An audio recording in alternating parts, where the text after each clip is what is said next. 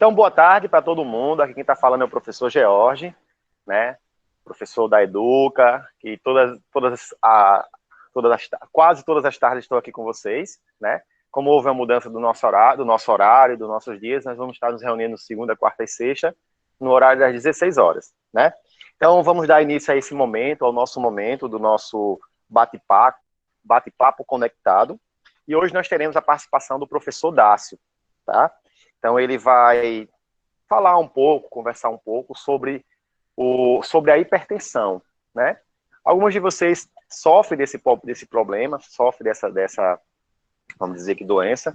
Então, ele vai esclarecer alguns pontos relacionados à hipertensão e como vocês podem estar abordando essa temática, né, nesse momento que vocês estão em casa, tá bom?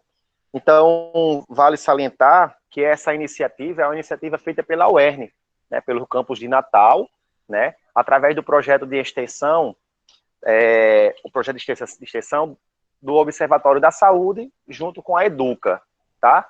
Então, esse trabalho é realizado por nós, né, todo o corpo que faz parte dessa atividade. Então, eu gostaria de vocês, né, da atenção de vocês para esse momento, para a gente iniciar a nossa atividade, tá? Então, vamos contar 1, 2, 3 e vamos relaxar através da palestra do professor Dácio. Olá, boa tarde a todos. Inicialmente, obrigado pelo convite para participar em mais um Momento da Educa. Participei hoje pela manhã com o professor Diego, trabalhando essa temática, a temática da hipertensão arterial. Agora à tarde com o professor George, tão grato. Agradecer o convite, né, professora Irene, professora Temes, que estão aí à frente da Educa e todo o restante do corpo técnico da Educa, né, e, de certa forma, contribuir com vocês em relação a essa temática tão importante. Então, em primeiro lugar, eu vou falar sobre esse tema e depois a gente vai para perguntas, tá? Que tanto pode fazer pelo chat, né, as perguntas, quanto também pode fazer também pelo microfone. Queridos, antes de começar a falar de hipertensão arterial, é interessante falar de pressão arterial, né? Às vezes, talvez vocês já foram vítimas da brincadeira de dizer assim, tira aqui minha pressão, e aí talvez alguém respondeu para vocês, né, caçoando de vocês. Olha, não vou tirar a pressão não, porque se eu tirar a pressão você morre. Obviamente que é uma piadinha, e ao mesmo tempo é fato, tirar a pressão arterial da pessoa, medir a pressão arterial, aferir a pressão arterial, mas tirar a pressão arterial não, a gente não pode tirar, porque ela é essencial à vida. É com ela, a pressão arterial, que o sangue circula, né, pelo corpo inteiro, por todas as partes do corpo. Mas o que de fato é pressão arterial? Então, o coração é um músculo, e esse músculo não é um músculo qualquer, é uma bomba, como se fosse uma bomba hidráulica, uma bomba de água, mas ao invés de estar conduzindo água, ele está conduzindo sangue, né, pelos nossos mais diversos vasos. E aí é interessante notar o seguinte: essa bomba, que é o coração, tem uma saída de sangue, né, para que o sangue conduza-se pelo corpo inteiro. Essa pressão aí é chamada de máxima. Então, aquele valor, quando a gente mede assim, 12 por 8, 120 por 80, o valor maior, né, que é a máxima, é justamente a força com que o sangue sai do coração. Também chamada de sistólica, né? Mas do mesmo jeito que o coração bombeia com força sangue para que ele percorra o corpo, o coração também tem uma contribuição no retorno desse sangue. Então há uma bomba de pressão para que o sangue flua, mas também há uma pressão para que o sangue reflua, para que o sangue retorne ao coração. E aí essa quantidade de sangue que retorna ao coração que dá a mínima. Então no 12 por 8, 12 é a força que sai, 8 é a força que retorna, que é a mínima, também chamada de pressão diastólica. Ok? Então, geralmente, quem tem normotensão, pressão normal, ela está 12 por 8, ela está 11 por 7. Uma pessoa com pressão 10 por 6, ela já é dita hipotência. E o que seria um hipertenso? Um hipertenso é uma pessoa que, por algum motivo, começa a oferecer ao coração uma resistência nesses valores da pressão. Alguma coisa começa a dificultar o sangue para sair do coração e também começa a dificultar o retorno do sangue ao coração. Então, a idade, a bebida alcoólica, o excesso de sal, os inchaços, edemas, as alterações hormonais, coisas que a gente vai falar durante o restante da minha fala, começa a criar dificuldades para esse sangue sair do coração. Então, se esse sangue está enfrentando dificuldade de sair do coração e percorrer o corpo, aí vai sair de 12, vai para 13, vai para 14, vai para 15, né? E do mesmo jeito que existe dificuldade para o sangue sair do coração, também pode começar a surgir dificuldades para o sangue retornar ao coração. Então, o sangue vai ficar retornando, mas retornando, exigindo mais da musculatura do coração. Entendamos todos nós que todo músculo muito trabalhado, todo músculo muito exigido, qualquer músculo, ele vai crescer de tamanho. Então, às vezes, uma das consequências do coração trabalhar muito na sístole, na máxima e na diástole, ou seja, na saída de sangue, no retorno do sangue, esse coração vai crescer. Né? Então, isso vai começar a provocar o chamado coração crescido, né? Também chamada tecnicamente de insuficiência cardíaca. Existem vários tipos de insuficiência cardíaca, mas a principal insuficiência cardíaca é a chamada insuficiência cardíaca congestiva. O coração fica enchido demais. Ele cresce e sangue fica dentro dele por mais tempo do que deveria. Ok? E aí, a hipertensão tem sintomas? Poucas vezes tem sintomas. Existem sintomas da hipertensão? Existe, mas são poucas vezes. O lado traiçoeiro da hipertensão arterial é que, para a grande maioria das pessoas, não tem sintoma nenhum. Quando tem sintomas, em algumas pessoas é zumbido, é tontura, é mal-estar, é ânsia de vômito, é dor de cabeça, é quintura na região peitoral, é aumento do suor, mas a grande maioria das pessoas, mais de 80% das pessoas fazem, às vezes, pico hipertensivo, emergência hipertensiva e não está sentindo absolutamente nada. Então, isso é um lado muito traiçoeiro. Uma doença que é um risco, eu vou falar desses riscos daqui a alguns instantes. Há riscos tanto a longo prazo quanto a curto prazo, e que não faz uma sintomatologia numa parcela importante das pessoas.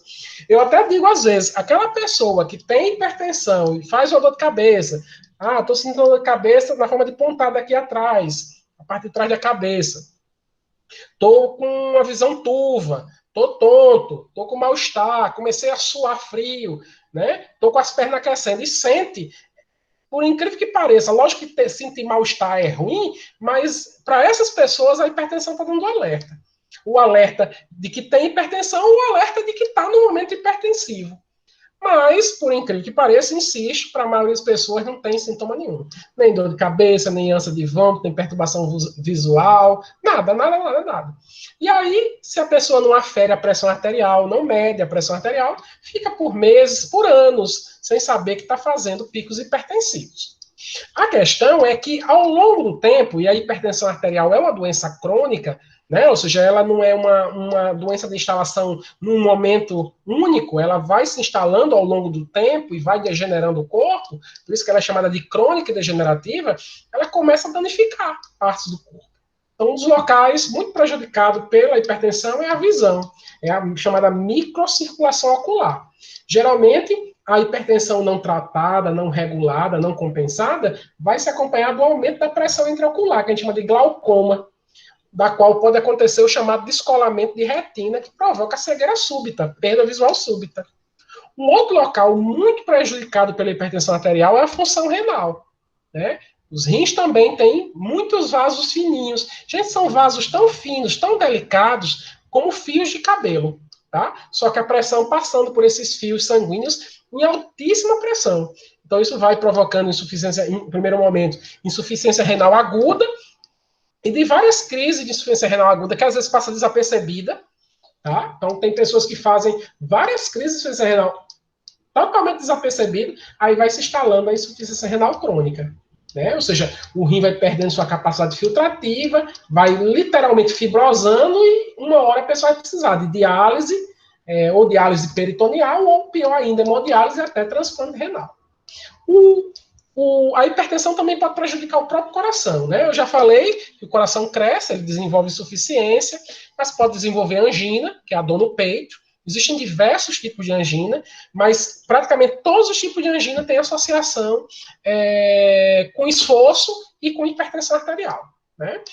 Pode acontecer um infarto agudo do miocárdio, que já foi, em um passado recente, a principal causa de morte no Brasil. Hoje não é mais a principal causa de morte no Brasil, mas durante muito tempo a insuficiência, o infarto agudo do miocárdio associado à hipertensão arterial era uma das principais causas de morte, mas aí, pouco a pouco, o infarto diminuiu, principalmente com o uso das heparinas, né, os anticoagulantes, os antitrombóticos, diminuiu os casos de morte por infarto, mas aumentou os casos de AVC, né, de acidente vascular cerebral, ou AVE, é também chamado de acidente vascular encefálico, que é a mesma coisa.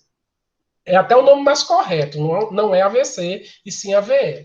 E aí tem os isquêmicos, né, do qual a pressão faz com que o sangue pare de circular numa determinada zona, numa determinada área, onde geralmente vai acontecer um trombo nessa região do cérebro, e isso é chamado de isquemia, ou geralmente na população é dito chamado de trombose, ok?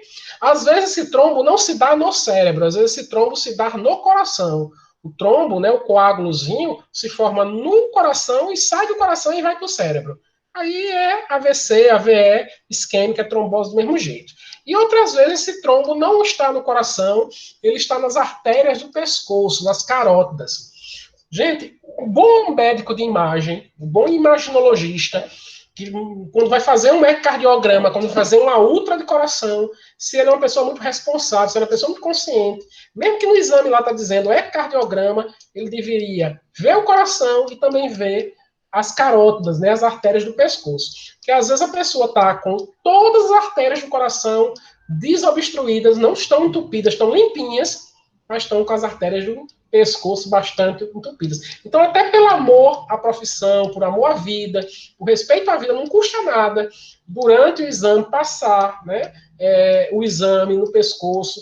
Obviamente, existe esses que é só no pescoço, mas, puxa, uma coisa que se dá dentro de 30 a 40 segundos, passa na carótida direita, passa na carótida esquerda e vê se não tem obstrução. Porque também há trombos associados à hipertensão que saem do pescoço e vêm para o cérebro. Agora, pior do que o AVC isquêmico é quando esse trombo provoca um rompimento de uma artéria cerebral. Esse é mais raro, mas o índice de fatalidade é maior, que é quando provoca o AVC hemorrágico, também conhecido como derrame cerebral. Então, o que eu estou descrevendo para vocês, os riscos e sequelas associados à hipertensão. Afeta olho, afeta rim, afeta coração, afeta cérebro. Né? E uma série de outras situações que estão associadas à hipertensão. Uma coisa muito importante, gente, se tratando de hipertensão, é fazer o controle dela, começando pelo controle não medicamentoso. O controle medicamentoso de quem toma medicamento é fundamental, já eu abordo, mas o controle não medicamentoso é muito importante. Então, a primeira questão é o sal, né? Em relação ao uso, ao consumo de sal. A nossa cultura nordestina muitas vezes tem no sal diário da alimentação, um parceiro muito grande. Eu citei hoje de manhã e agora cito novamente à tarde, muita gente gosta da carne de sol, e não há nenhum problema de gostar da carne de sol. Muita gente gosta da carne de charque, né, a jabá, a carne seca. Também não é o fim do mundo gostar dessas carnes, mas, gente, não é interessante a gente colocar elas no dia a dia da nossa alimentação sem dessalgar. Sem deixar, né, um tempo em água de dessalga, em escaldar essa carne e retirar talvez mais de uma vez o excesso de sal que elas possuem no fogo, né? Isso porque o preparo da carne de sol, o preparo da carne charque, da jabá, né, da carne seca, é com salmoura, é salgando essas carnes. A transformação da carne vermelha nesses produtos é através de salmoura. Então, é sal em excesso. E onde é que o sal entra nessa história? É que, à medida que o sal fica no corpo, o corpo retém água também. É automático. Reteve sódio, reteve sal dentro do corpo, a água retém também. Aí lembra que eu falei que pressão arterial é a força com que o coração exerce para bombear o sangue? E também a força que exerce para esse sangue retornar? Então, quanto mais sal, mais água retida dentro do corpo, é bom se hidratar, mas não é bom reter água dentro do corpo. Mais força o coração vai ter que exercer. Então, piora os eventos hipertensivos, agravam as sequelas. E assim, a gente não pode dizer que simplesmente a carne de sol e a carne seca são os vilões. Os embutidos, né, gente? Salsicha, linguiça, presunto, apresuntado, mortadela. Industrialmente, gente, esses embutidos, eles terminam de serem feitos na indústria alimentícia, eles são líquidos dentro de saquinhos alimentares, né? Então, a salsicha, a linguiça, ela está líquida. Quem dá o ponto dela, o ponto pastoso dela, o ponto creme dela, para que ela endureça, para que ela enrijeça, é sal. Essa tecnologia de adicionar sal para solidificar coisas é algo muito usado na indústria, não só na indústria alimentícia. Mas a questão é que quando a gente come salsicha, quando a gente come linguiça, quando come presunto apresuntado, né, ou mortadela, a gente às vezes nem percebe que é tão salgado assim, mas tem uma quantidade de sal muito grande retida nesses alimentos. Pra vocês terem ideia, uma salsicha média, ela tem em torno de 1 grama de sal. Levando em consideração que um não hipertenso só deveria ingerir 2 gramas de sal no dia. Ou seja, 2 salsichas já passou da conta do sal dia. E que o hipertenso só deveria ingerir 1 grama. Então, quando o hipertenso come uma salsicha, né, média, não a pequena nem a grande, a média, ele já alcançou a taxa diária. E o resto do sal do dia, que virá de outros alimentos. Praticamente todo alimento tem sódio, tá? Há uma polêmica atualmente em relação a essa história de sal. Há algumas pessoas divulgando, isso é fake news, tá? Dizendo que sal não tem nada a ver com hipertensão, isso já foi descoberto. Eu escuto principalmente o doutor Laí Ribeiro, que tem uma história dentro da medicina, ele é médico, principalmente na área de neurolinguística, ele é cardiologista de formação, inclusive todo o vídeo dele ele gosta de encenar e destacar o currículo dele nos lugares que ele já estudou, mas aí ele vem dizendo que sal não tem nada a ver com hipertensão. Então, infelizmente, o doutor Laí Ribeiro está faltando com a verdade. O artigo que ele leu dizendo que sal não tem nada a ver com a hipertensão é uma leitura errada. Para uma pessoa que disse que viveu nos Estados Unidos, ele nem poderia ler errado, é porque há, de fato, uma possibilidade que quem seja o culpado pela hipertensão no sal, que é o NaCl, é o cloreto de sódio, não seja o sódio, sim o cloreto. Mas perceba, isso nem é unanimidade na medicina, tá? Mas há, de fato, a possibilidade que o cloreto, mas no sal tem cloreto e sódio, tem as duas coisas. Ele é que suba a pressão. Independente disso, se tem cloreto, se tem sódio, se tem as duas coisas, então o sal, de fato, é um vilão no dia a dia do controle da hipertensão. Uma outra questão importante, gente, em relação à hipertensão é uma boa noite de sono, tanto no sentido quantitativo quanto qualitativo. Há muitos estudos científicos, muitos mesmos, correlacionando uma boa noite de sono, tanto na quantidade quanto na qualidade de uma boa noite de sono, ou seja, uma boa noite de sono restauradora, como responsável por controlar a pressão arterial por até 24 horas. Ao mesmo tempo, é farto de informações científicas que comprovam que noites de sono mal dormidas, ou noites de sono que nem foram dormidas, associada a pico hipertensivo, a emergência hipertensiva no dia seguinte. Então, dormir bem, na quantidade de tempo adequada às necessidades do corpo, e dormir com qualidade, ou seja, entenda-se, sono profundo é bom para a saúde hipertensiva da pessoa. Tanto para evitar a não ficar hipertenso, como para controlar a pressão arterial, tá certo? Hoje de manhã eu destaquei, volto a destacar também, que esse bichinho aqui, né, o celular, muitas vezes é o inimigo de um bom sono. Porque, gente, dormir com qualidade basicamente envolve produzir um hormônio, um neurohormônio chamado melatonina, tá? E a luz azul, a luzinha azul do celular bloqueia a produção desse hormônio chamado melatonina. Alguns celulares mais novos, alguns celulares mais modernos, ele tem bloqueio de luz azul. Já é um remediar. Agora, também não adianta você usar o bloqueio de luz azul e ficar até as 2 horas, 3 horas da manhã navegando na internet, ou seja, roubando períodos de sono restaurador. Tá certo? Mas se a pessoa puder, tendo um celular mais novo, usar depois das 18 horas, né, 6 horas da noite, o bloqueador de luz azul é ótimo para que não bloqueie a produção de melatonina no seu cérebro e você possa dormir o sono na quantidade e na qualidade satisfatória. Tá? Uma outra questão que eu não abordei de manhã e que é importante abordar, apesar que Diego foi lá e me ajudou, é em relação ao consumo de bebida alcoólica. Né? Há estudos científicos, gente, mostrando, principalmente na Itália, e aí a gente tem que ter um pezinho atrás, porque a Itália é muito produtora de vinho, mas há estudos científicos na Itália dizendo que o cálice de vinho, que é bem pequenininho, gente, cálice de vinho não é um copo de vinho, não é uma tulipa de vinho, tá? É pouquinho. Um cálice de vinho diário, né, ou até 2, ajuda no controle da pressão arterial. Mesmo sendo a Itália um país que tem interesses econômicos em vinho, eu pessoalmente acredito nessa informação. Mas a questão é que algumas pessoas não fazem consumo de vinho, faz de uísque, faz de vodka, faz de cachaça, faz de cerveja, e não é um cálicezinho. Né? Vários, equivalente a vários cálicezinhos. Então, o excesso alcoólico, ele tem uma função excitante no cérebro, que, por fim, provoca aumento de pressão arterial. Em quem é hipertenso e em quem não é hipertenso. Tá bom? Em ambas as pessoas.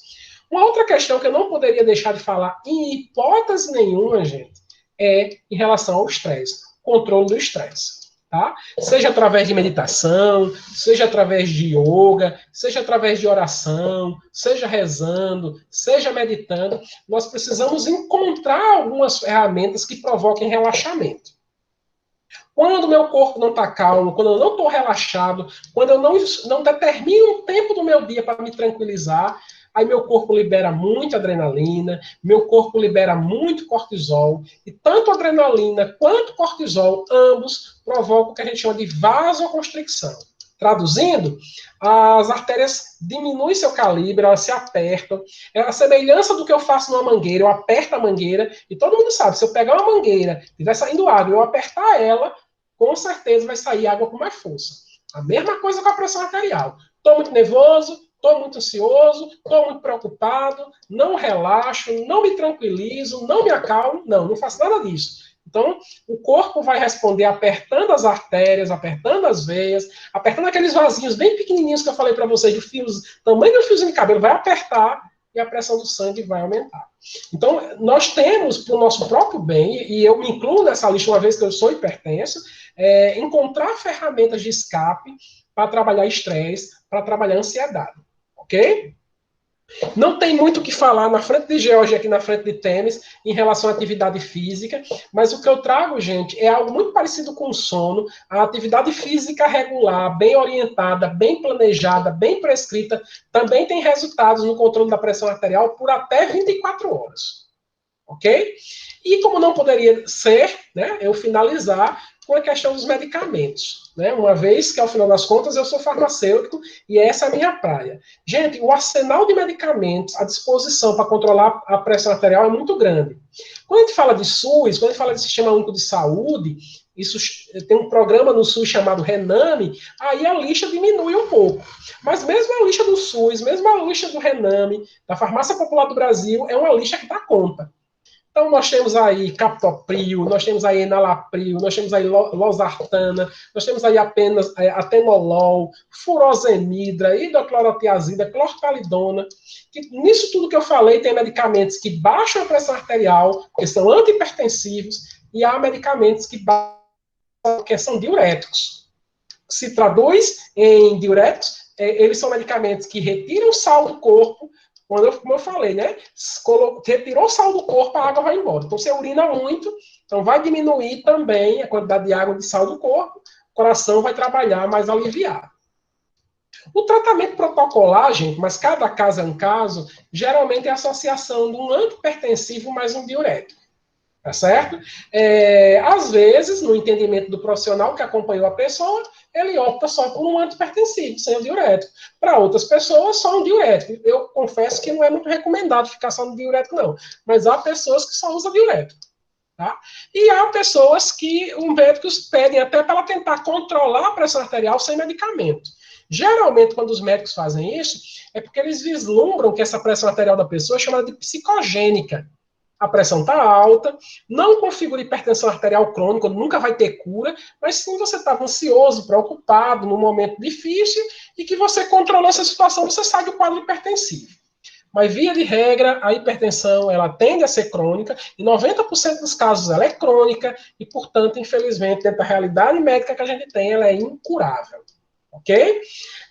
Falando dos diuréticos, eu destaquei isso de manhã, então, querendo falar a mesma coisa, destaca agora à tarde, há uma questão importante em relação à hidroclorotiazida, é um diurético. que ajuda no controle da pressão. Gente, infelizmente, a hidroclorotiazida está associada a riscos um pouco mais elevados de câncer de pele. Tá? Então, é necessário que todo usuário de hidroclorotiazida tenha cuidado com sua exposição solar. Então, a gente precisa de sol, todo mundo precisa de sol para que o corpo produza vitamina D e, consequentemente, absorva cálcio, para evitar a osteoporose, para evitar a osteomalácia, mas é sol com controle. Os excessos de sol associado com o uso de hidroclorotiazida aumenta os tipos de câncer de pele, todos eles, todos os cânceres. O base celular, que é muito comum, e a gravidade é baixa, base celular. Não quer dizer que nunca a pessoa vai ter um problema sério com base celular, mas é raro, é raro. Então, às vezes a pessoa diz, tirou um câncer, não precisa nem internar. Geralmente é o base celular, não precisa fazer quimioterapia, a terapia tirou. Agora, existe um outro chamado espino celular. Esse não, esse já é grave, né? E o pior de todos os cânceres, o pior de todas as neoplasias malignas, gente, é de pele, e se chama melanoma. A hidroclorotiazida também está associada a casos de melanoma. Então, o que é que eu faço para evitar? Diminuo minha exposição à luz solar, uso protetor solar e, especialmente, uso protetor solar labial. Porque as estatísticas mostraram que os casos de câncer de pele associado à hidroclorotiazida é em qualquer parte do corpo, mas especialmente no lábio. Tá bom? Então, se a pessoa usa hidroclorotiazidas, digamos assim, se preserva um pouco de se expor demais ao sol, principalmente depois das 10 horas da manhã, né, até as 4 da tarde, evita esse horário. Isso é de 10 às 16. Usa protetor solar, usa bloqueador solar. Mas se perceber alguma lesão, né, alguma feridinha que não cicatriza, é preciso ficar atento. Porque resolvendo um problema que é a hipertensão, eu não posso estar entrando numa situação que cria outro. Ok? Mas assim, para tranquilizar as pessoas e não deixar ninguém apreensivo, os relatos de câncer associado à hidroclorotiazida sempre estão associados à exposição solar. Sempre está associado a gente que não usava protetor. Sempre associado a gente que não usava bloqueador. Geralmente trabalhador que trabalha no sol. Tá certo? Gente, aqui eu encerro a minha apresentação de fala e abro, né, para perguntas aí. Fique à vontade de perguntar pelo chat, tá? Ou perguntar também aí pelo microfone de vocês. Estou à disposição a responder a qualquer coisa que não tenha ficado claro na minha fala, como também a qualquer outra questão que você queira abordar nessa temática. Só antes de abrir mesmo para a situação, eu acho que vale a pena falar um pouco da hipertensão e a Covid-19. Né? O vírus é o SARS-CoV-2, a doença é a Covid-19. Gente, no início da pandemia, se imaginou que tinha alguns medicamentos para pressão que aumentavam o risco de casos graves de Covid-19. Isso era até assustador. Mas o tempo provou que esses medicamentos não pioram o quadro de Covid-19. Tá? Mostrou que isso era um equívoco. Tá? Agora, de fato, manter a pressão arterial sob controle, manter a glicemia sob controle, manter a estabilização das condições pressóricas e glicêmicas facilita a tendência da pessoa, aliás, dificulta a tendência da pessoa a fazer a forma grave de Covid-19. Tá? Atentar que a Covid-19, 75% a 80% dos casos é assintomática, sem sintoma nenhum, ou oligossintomática. Ou seja, com sintomas bem suaves. Infelizmente, de toda a população, 20% faz formas graves. E aí é principalmente idosos, em diabéticos, em hipertensos, em quem tem doença cardíaca, em pacientes que têm algum tipo de imunodepressão, por câncer, por AIDS, ou outras imunodepressões. Tá? Então, assim, se Deus o livre, a gente vier a ter Covid-19, se for hipertenso ou for diabético, que a pressão esteja controlada, compensada. Né? Se tiver sendo diabético, que ela alcance a pessoa com glicemia controlada. A evolução da doença é muito desfavorável com pressão descontrolada, com glicemia descontrolada. Ok?